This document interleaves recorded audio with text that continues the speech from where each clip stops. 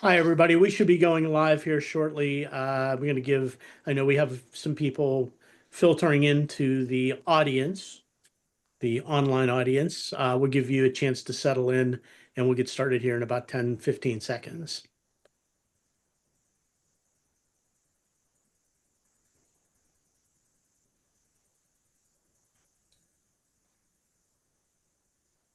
All right, so let's get started. Welcome to the debate with the two candidates for Southampton Town Clerk. I'm Joe Shaw. I'm the executive editor of the Express News Group. We publish the Southampton Press, the East Hampton Press, Sag Harbor Express, and the website 27east.com and Express Magazine as well. We are going to have about a 30-minute debate today involving the two candidates for town clerk. We have Sundy Schermeyer, who is the incumbent, and she is the Republican candidate. And we have Mark Bernardo, who is the challenger, and he is the Democratic candidate. So the rules are I'm going to give you each 2 minutes to provide an opening where you introduce yourself to voters. We'll ask some questions and then we'll have 2 minutes for closing as well. We generally start in alphabetical order to open and then reverse alphabetical order to close. So with that, I will invite Mark Bernardo to give us a 2-minute opening statement. Go ahead, Mark. Well, Joe Shaw, thank you for holding this debate. Thank you to the Express News Group. I'm a big fan of Behind the Headlines, which is your radio uh, marketplace, which allows everyone to hear what's going on the East End, and it's an excellent show. I was born in Franklin, Pennsylvania, which is a rural community between Pittsburgh and Erie, but I have lived out here in West Hampton Beach for 11 years with my wife of 44 years, Lisa Bernardo, and we have one son. He's a physician, a psychiatrist at Mount Sinai in New York, and he's busy helping a lot of people. Lisa has retired after 45 years at NBC News, where I met her.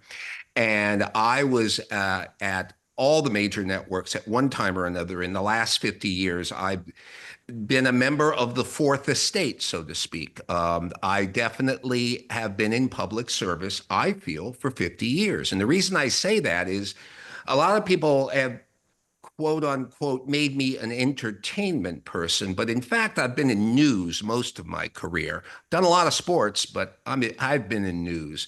And I'll give you an example of why I consider it part of the fourth estate is because if you're talking about the Electoral College, for instance, in 1984, I made a map of the United States, the 50 contiguous states, and I made it morph into the relative size of the state's populations in order to demonstrate to the people what the Electoral College represented. So New Jersey got real big, Montana and Wyoming got real small, and it ended up being a completely unrecognizable landmass. But as Rune Arledge said, if you build a graphic, build it for the guy in the bar. If you're talking about something, it should have the visual ability to transmit that information without narration. That is 2 minutes, Mark. So I'll let you wrap up real Thank quick. you. Okay. Thank you. Sundy, we'll give you 2 minutes as well. I am Sundy Schermeyer, your Southampton Town Clerk, and I have been involved in our community my entire life. From the PTA to youth programs and beach preservation to serving on numerous committees and boards. I hold a bachelor's degree in business, public administration, and accountancy. I hold the designation of New York State Registered Municipal Clerk, have saved hundreds of thousands of dollars of taxpayer money, leading the town into the digital age, and have been recognized for my leadership and achievements, having served as a New York State Town Clerks Association District Director for Long Island and as president of the Nassau-Suffolk Town Clerks Association. As your town clerk, I manage 12 staff and 2 offices, serving as records management officer, oversee 16,000 cubic feet of archives for over 37 departments, and am the only elected town clerk in New York State to oversee an active land management record system for over 50,000 parcels. As town registrar of vital statistics, I issue birth and death certificates. As the town's election officer, I have run 12 special district elections. As you may have seen on TV, we oversee the legislative files and functions of the town board. And working with IT, we created an online town-wide bid program that currently has over 3,000 vendors. As the guardian of the town's historic collection, I created a historic division in 2008 and have digitized the entire collection while preserving and restoring many thousands of ancient documents, historic books, and maps. I'm recognized by the U.S. Department of the Interior for historic preservation efforts for making documents digitally available for research while preserving the originals. We created a searchable website that also includes our 13 historic cemeteries that recorded close to 600,000 unique hits to date. I'm sure we will cover some of the other responsibilities I can't touch upon in 2 minutes, and I look forward to the conversation. And you made the 2 minutes. Thank you. Appreciate that. So let's start with a very simple question. And Sundy, I'll start with you. I want you to make the case to voters why you are the uniquely qualified candidate for this position. Well, I'm uniquely qualified because of my experience, my institutional knowledge, and all of the processes and programs and services that I have provided. As a registered municipal clerk, I spent 5 years of acquiring educational credits to earn that designation beyond my college degree. And, we learned all about records management and health department issues and all sorts of things related to our position. I attended the New York State Town Clerks Association conferences for many years, served as their liaison to both the health department and the DMV for Long Island, for all of New York State. I have been doing this job for many years, working tirelessly to improve services to our constituents. And I look forward to, I have just rolled out a new online document application system. We take credit cards now, and I'm constantly evolving with the technology, working with the IT department to ensure that we're providing the best services we can to our residents. Hey, Mark, so as the challenger, make the case why you are uniquely qualified in your background to do this job as town clerk. Well, I think I'm eminently qualified to do the job because for the last 50 years, I've worked with Consumer Reports. I've worked with every major network. I've traveled all over the world to conferences in order to remain current with technology and all of the applications and implications it brings about.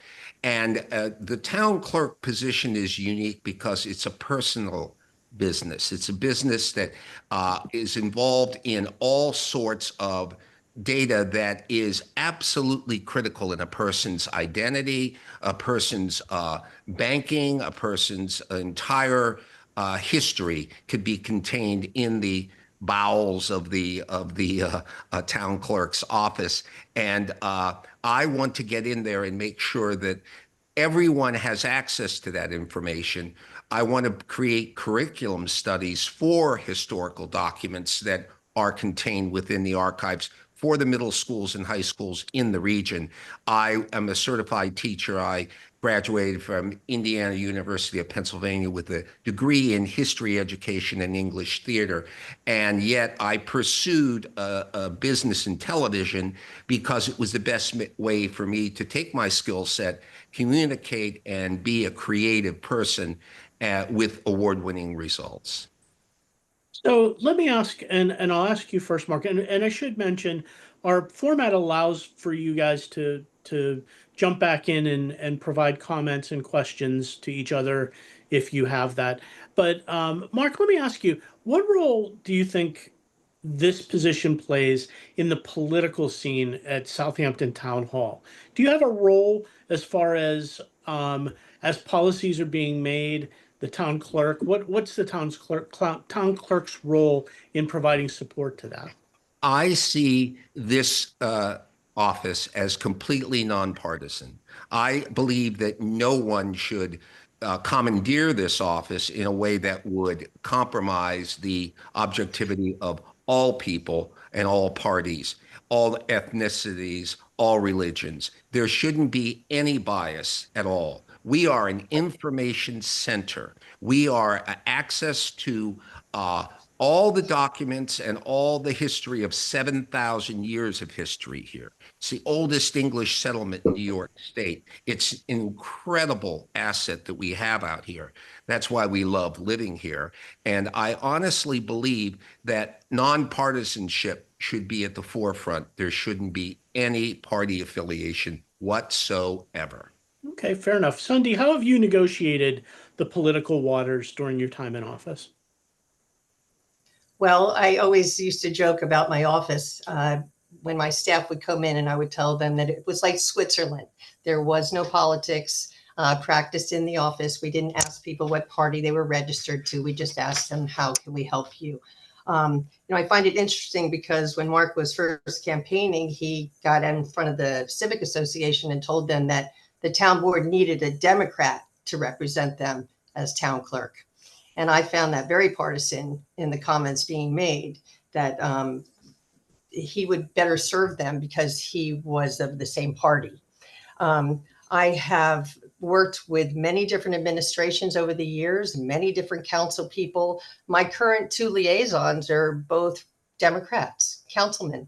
And, we work very well together, and we have already accomplished quite a bit. I just did a dog licensing event with my Councilman Iacilli, and I worked on preservation efforts with Councilman Pell, and I just don't think. I think quite often that it's important, very important, that this is an independently elected position, because it has given me the ability over the years to ensure that the office is insulated from politics, because often I've had to stand up and say, no, this is not going to happen. I mean, I'm not going to get into specifics here because it was a little dicey at times. But when pressure is put on people to perform or do things that are not appropriate or not legal, et cetera, I've been certainly able to stand my ground, no matter who it is that is trying to accomplish those things. So, I think it's important that whoever is in here is able to be nonpartisan. And I think I've demonstrated that over many years now, that our office is certainly not actively, engaged in the politics in the building.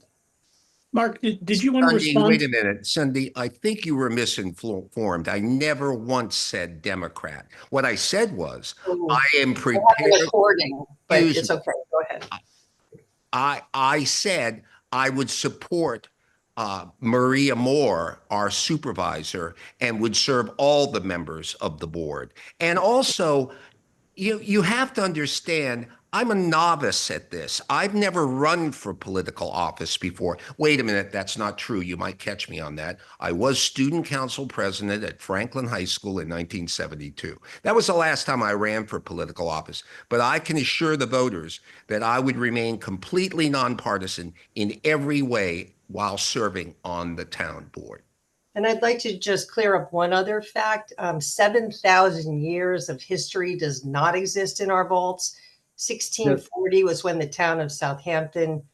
I'm talking about the Shinnecock Nation, which existed but on Long Island up to 7,000 years ago. That's fine, but that's not what is contained in the vaults. Well, it may not be contained in the vaults, but it does encompass 7,000 years of history, because the English did not arrive here and it was uninhabited. There was interaction among many people. That's not what the town clerk is in charge of.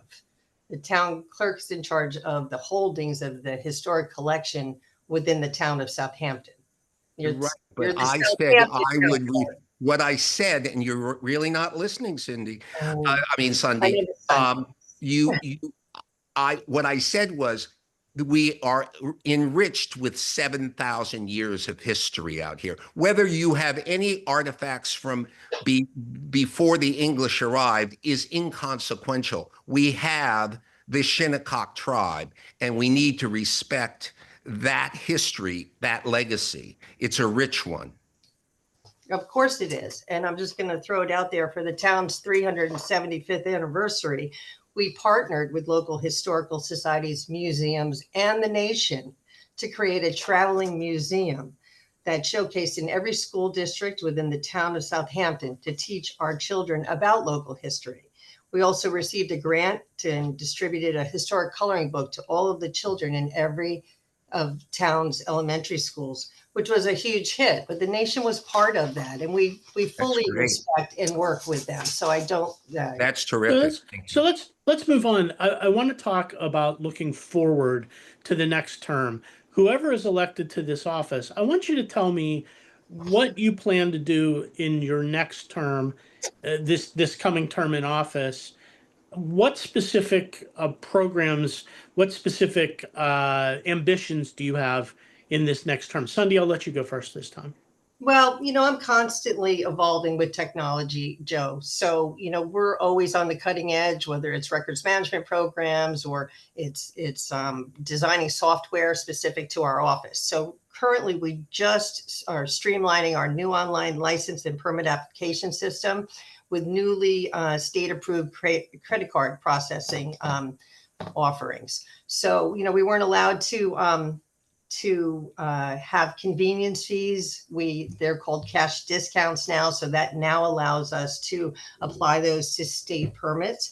So we just rolled that out literally a month and a half ago. So we'll be streamlining that and improving upon it, but we designed that in-house. We're further modernizing how the town government interacts with our constituents with a new board-wide meeting management system to deliver easier access to residents and increase accountability of town government. Our current system is much like your website. It is it's meeting its end, and we have been working on this and to customize the software to make it as functional as the current system on the town clerk portal that people are used to one-stop shop, seeing their meetings live, seeing the minutes, researching all of the information on the town board's agendas and all the other boards as well. We eventually incorporated zoning, planning, conservation, and everyone else into our system. And we're going to do the same with this new one. But this will roll out at the beginning of 2026. And we are very close now to finalizing all the details on that system. Okay. Mark, what do you have in mind for your first term if you're elected? Well, the first thing I would do is I would have an independent and complete cybersecurity sweep of the Southampton town IT network. A week and a half ago, the company F1, a software company based in Denver, Colorado, was hacked. It is the #1 source code for cities, states, counties, and utilities. And when you have the source code for that kind of platform, that opens up wormholes and opportunities that could absolutely wreak havoc on a community or a utility. You could literally hold an entire county hostage, as happened in Suffolk County recently. So that would be my first thing. The second thing I would do is I would try to find ways to make the department more efficient and open more hours by staggering work schedules so that people could work weekends and have an office open, either the Hampton Bay office or the town clerk's office, for people to have access at a reasonable time, maybe 4 hours a day, maybe 6 hours a day. I don't know. A lot of these details have to be worked out once I'm in the cockpit. Okay. So may I respond to that, please? Sure. Go ahead, Cindy. Okay, so two things. I tried weekends, I tried different hours and such, but you also have to be mindful that we have union employees, and quite often that's quite difficult to negotiate changing their work hours and such. But we tried it, and honestly, no one came on Saturdays because they were busy going to the beach or doing other activities with their families. But I want to touch upon the cybersecurity because I've been hearing this over and over again. And the technology department came to me and said, it sounds like your opponent is running, wants to be the director of IT rather than the town clerk. Not at all. They understand, excuse me. And they gave me a resolution that was adopted. Tommy John put this forward, our councilman, who authorized the supervisor to execute any and all documents relating to agreements with the New York State Division of Homeland Security and Emergency Services for information technology, cybersecurity assessment systems. And this is involving the information technology staff. This is what comes under their purview. It does not come under the purview of the town clerk. And as much as you may want to do that as town clerk, it would not be something that would be welcomed by the department that oversees that. Mark, do you want to respond to that? Well, the fact that it isn't welcomed with this latest breach of a major software source provider, I would want to know whether we're running any F1 software in the system. And if we are, we've got a wormhole. We've got a problem. And you are the keeper of the archives. We are the keeper of the archives as the town clerk. And I'm not saying I would initiate the cybersecurity check. I would have an independent group come in to examine the networks, to examine the terminals, to make sure we have second and third peer password to get into systems. As you know, I'm speaking here as a complete outsider. I have no knowledge of your existing system. That is obvious. It's not necessarily a bad thing to ask for something. And if you feel the system is secure, that's fine. But if something happens on your watch, that's not fine. Right, but it's not my watch that. Wait a minute. Hold It's on. not your job? Hold on. No, I did not say it's not my job. We have an information technology department that has already had New York State Homeland Security and Emergency Services come and review our system. So I don't know why you think that falls under the jurisdiction of the town clerk. I But don't. it does not. I don't. Is it Town board discussion with the IT department, but you can go ahead and say that's As what. I said, if but there's it's a not breach, here. if there's a breach in the source code, the IT department had better learn about it. Let me ask a general question here, Sundy. In trying to open up town records a little more and also to make it more convenient for people to pay bills and things like that, there is sort of a push-pull here, right? That it does open up town records a little more to the potential for something like that. How do you find that balance between allowing the public more access and more convenience, but still allowing there to be enough cybersecurity in place? Well, to be quite frank with you, everything that I undertake, whether it's a digitization project with the historic records or it's a new software system, I am working in tandem with IT from the very beginning. We determine how the documents are going to be taken in, how the data is going to be protected, how it's going to be stored. You know, a lot of the conveniences with online applications is that information uploads into our systems so that it doesn't have to be retyped. So it helps save staff resources and they can, you know, be better allocated to other things. But IT works in tandem with me with everything, whether, you know, it's a historic document that we have to store in a PDF-A instead of a PDF so that it cannot be altered or, you know, can be submitted in court and it would be acceptable. But every project that I've worked on for the last 19 years, literally, I start with the discussion with them to ensure that we can properly protect our data. That, you know, the town, I remember some years ago, the town was hacked, but, you know, it was more of a comptroller issue at the time.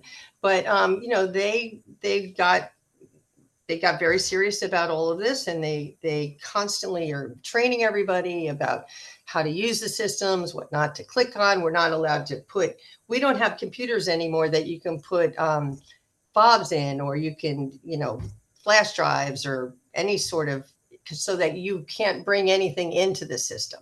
There's a lot of protections in place. They're very thorough and they're very good at what they do. But I rely on them to ensure that whatever it is that we're doing is in compliance with what they need to be done, and that, you know, it's according to the government guidelines and New York State's guidelines that they're contracted with the New York State Homeland Security. I mean, they came in and I believe went through and did an audit themselves. So whatever it was that they looked at that thought could be better prepared or better protected, they took care of those things. So I rely on them in their capacity to ensure that part of it, in tandem with what I'm doing, is working well together. Are you confident everything's secure, Sundy? I am confident. Okay. Mark, same question. When you talk about opening up records and making things more accessible, more convenient, you always have that risk, right? Yes, you do. And that's one of the reasons why I'm happy to hear Sunday say that she works with IT, because that's all I'm suggesting here is working with IT. It is not type. Okay, we solved it. This is something that should be done with an independent group. And I'm glad Sunday works with the IT because, that's not what she said at the meeting. She said it wasn't her job. And so the town That's not clerk, what I said. That's not what I said. well, that's We what, said we had an IT department and we had an IT person in the room at that meeting. and I went to the Yeah, I back of the said room and met the person. yes, and she's very capable and was telling me that she thought you might be wanting to be the IT director, but that's No, I neither don't here want to nor be there. I IT. did not say it was not my job. I said it was not under the purview of the responsibilities and duties of the town clerk. That's a Right. little bit different, Mark. Yes. Okay. Let me ask one last question, uh, because I think there's a very simple dynamic at play here. Mark, you're making the case that this is a position that could really benefit from somebody coming in from the outside to provide a fresh outlook in the job. Just Sunday, I think your position is being in the job for a time and being a veteran presence there brings something to the table that's important for the job. So make that case to me, both of you. Mark, I'll let you go first. Why is it better to have somebody fresh in the job? Well, change is good. Complacency sets in after 20 years. She had no person run against her for the last 15 years. That's not my fault. That wasn't my decision. That was the decision of the Democratic Party. In fact, in one year, they actually endorsed her. So I'm not saying Sunday isn't doing a good job. What I'm saying is change is good, and I can bring about a change that will benefit the people of this community. And I will dedicate myself with integrity and honesty in every aspect of the job to make sure that happens. Also, when you're dealing with someone that's been in the job as long as Sunday's been, I think, if I'm not mistaken, Sunday, you're the second or third highest paid person in the Southampton payroll. And I think that is I don't think something. so. No, that's not true. No, that's not true. Okay, I know that the fire department and the police department That's have not been, the question, but no, yeah, that's but no, I mean, you need to learn how to read the budget. well, I read the budget and you make about Oh $220,000. my gosh, I certainly do not. Well, you check the budget. That's the way it adds all up, And I'm not knocking it. You probably deserve every penny you earn, but the people of Southampton need to know that a new person coming in with your staff in place would not be a difficult transition at all. In You fact, think so. at all. And I think I didn't know you had 12 people working for you. I thought you only had. Two of them are part-time. Wow. Okay, there you go. So, see, this has been educational for me too, because I'll tell you, Sunday, it's such a mystery. You don't know what to believe. So, So let me give Sunday a chance to respond now. I'm not quite sure where the mystery lies, but I believe I am the most qualified candidate to be the town clerk. With my experience, institutional knowledge, and proven results of always delivering effective and efficient services to the town's resident, even through a global pandemic, we were able to keep my office open and running, opening bids, processing agendas, sending out marriage licenses. My staff was amazing. I was there every day in person, answering phones when a lot of people went home and did not come back. I have worked diligently during my tenure to improve public access, provide an open government that welcomes public input in the most professional way possible. I have always gone beyond. The public is reaching out to me constantly, asking how can they help me, because they rely on me. They trust me, and they have trusted me for many years to always do the right thing. The Democratic Party endorsed me for the last 3 terms. Right now, I am in my 12th year of being endorsed by all parties. So I think the confidence level was there, and, I've performed, and I don't see that there's any reason to have a change. A change is not always good, and you can't always assume that the staff is staying with you when somebody new comes in. So, those are appointed positions, those deputies. So it's, that's a different dynamic altogether. Trust me, with the job situation out here, I can guarantee you all 12 of those people will stay in that position. And that's a fact. Let me wrap things up and give you a chance now to provide a 2-minute closing statement, and we will start with Sundy. Okay, I want to thank the Express News Group and you, Josh Shaw, for being the moderator this evening and for hosting this debate. The office of the town clerk is vital to our town's government, and this election should be about good government and above politics. This evening gave the public the opportunity to make an informed decision on which candidate will best represent the residents of our great town, and I appreciate your interest to that end. I've discussed what I will do in 2026, further modernizing how the town government interacts with our constituents with a board-wide meeting management system, streamlining online permitting. And I do believe I am the most qualified candidate. I have performed proven results, delivering services over and over again. And I have always run an office free of politics, which is why I have been endorsed by Republicans, Democrats, and independents alike, including County Executive Ed Romaine, former Assemblyman Fred Thiel, Senator Tony Palumbo, Suffolk County Clerk Vinnie Pulio, and the Southampton Town PBA. But I know most importantly, the vote of our public is the most important vote. And again, I am Sundy Schermeyer, and I am humbly asking for their support again this election day, November 4th. And if you're voting early, it starts this Saturday on October 25th. All right, thank you, Sundy. Go ahead, Mark. You have 2 minutes. Thank you. I'm Mark Bernardo, and I'm running for town clerk because it's time for me to perform public service for this community that I love. I'm dedicated to improving the lives of the people of Southampton through access to services that are convenient and understandable. I'm experienced in so many fields of technology. I have great success in critical thinking and problem solving. I have proven it time and time again. I have worked extensively with complex, large teams under incredible time constraints and managed them with great success. And I look forward to serving you, and I ask humbly for your vote this November 4th, Tuesday, and you can early vote on October the 25th going forward. And all of those sites for the early voting are available at the Express News Group website. Thank you very much, Joe Shaw, and thank you, the Express News Group, and thank you, Sundy, for attending this debate and sparring with me. I found communication is the key to understanding. Thank you. And I will thank the both of you for being here tonight. I think it's good for the voters to see the candidates face to face. I appreciate you being here tonight and being respectful, but providing a good conversation tonight. As you both noted, the election day is November 4th.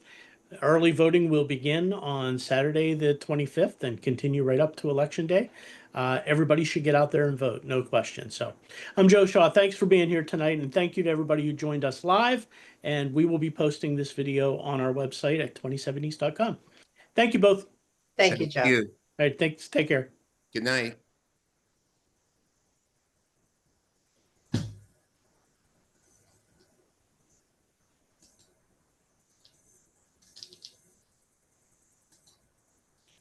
Bye-bye, Sunday.